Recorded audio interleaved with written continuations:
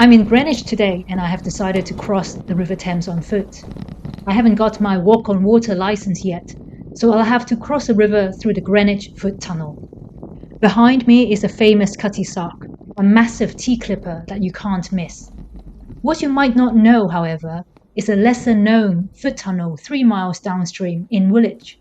I'm going to do a head-to-head to compare these two tunnels. Greenwich is the older cousin in the tunnel family, built by Alexander Binney in 1902. Woolwich was built 10 years later by the creatively named Maurice Fitzmaurice in 1912, the year the Titanic was built and sank. So I guess the fact that Woolwich Tunnel is still standing today is irrefutable proof that it is a more successful piece of engineering than the Titanic. But James Cameron didn't make a movie out of it, and we'll soon find out why. Both of these tunnels exist for one reason: the working man. In the late 1800s, thousands of dock workers lived south of the river but worked in the docks to the north. The ferries were expensive and slow. Enter Will Crookes. He was a trade unionist who became a politician. As chairman of the London County Council's Bridges Committee, he said, "We need a free, all-weather river crossing for all." So the tunnels were built over 100 years ago.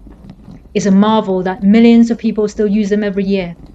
Imagine if something built today is still functional in year 2150. Actually, the functional part is debatable.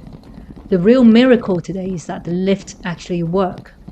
If you use these tunnels enough, you learn that the day all the lifts work is the day you should buy a lottery ticket. These lifts take you 15 meters or about 5 stories below the waterline. The reason I'm running?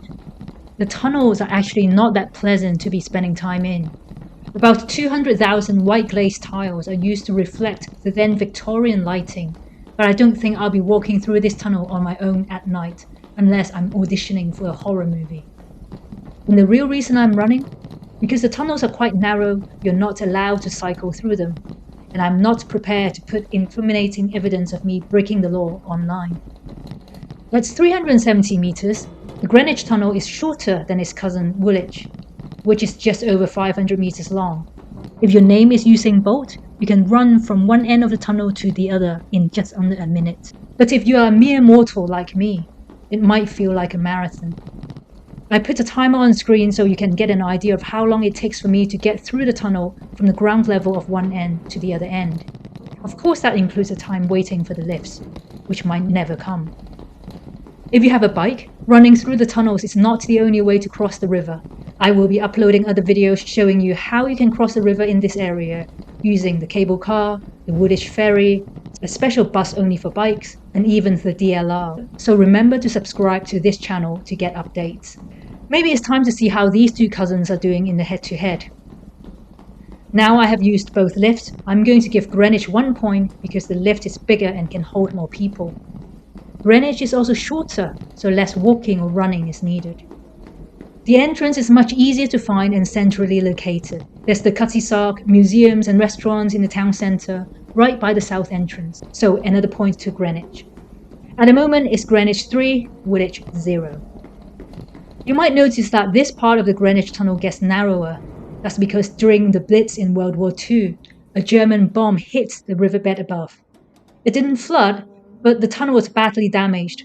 Engineers had to install a thick steel and concrete inner lining to save it.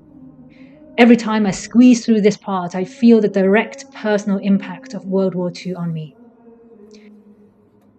Fortuitously, I get to the end of my run of both tunnels at around the same time.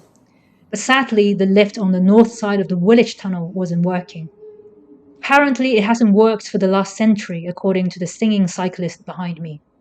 So I resigned to having to heft my bike up 126 steps to see the light at the end of the tunnel.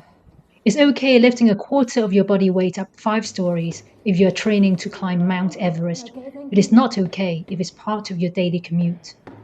To be fair, the lifts of Greenwich aren't that reliable either. I will show you other ways you can cross the River Thames with your bike for free in some future videos.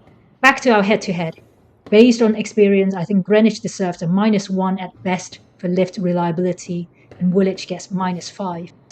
I'll be honest, both tunnels make me feel like I'm in a horror movie. but perhaps less so with Greenwich because there are often other people, so I'm going to give Greenwich half a point for creepiness, or the lack of. That's not looking good for Woolwich, is it? I'm going to find a category that Woolwich wins. Well, let's call it tile whiteness. For some reason, the tiles in Woolwich are more well-maintained, so it gets 1 point and Greenwich 0.